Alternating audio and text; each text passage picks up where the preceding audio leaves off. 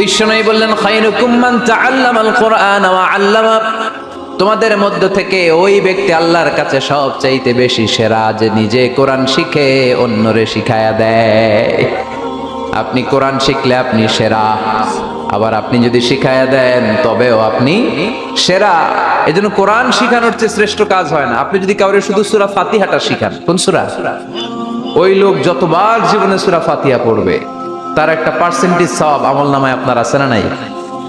আবার ওই লোক যদি কাউরে এই সূরা ফাতিহাটা শিখায়, আবার যারে শিখালে এ যদি আবার আরেকজনরে শিখায়, এভাবে যতজনকে শিখাবে প্রত্যেকের সওয়াব থেকে একটা পার্সেন্টেজ সওয়াব আপনার আমলনামায় দিয়ে দিবে কে? এজন্য কোরআন শিখবো, শিখাবো, শিখবো, শিখাবো। যারা কোরআন জানি না, কোরআন জেনে মরবো, no excuse will be granted that day. সেদিন কোনো অজুহাত আল্লাহ গ্রহণ করবে না। সব পারো, কোরআন পারো না কেন? সবই তো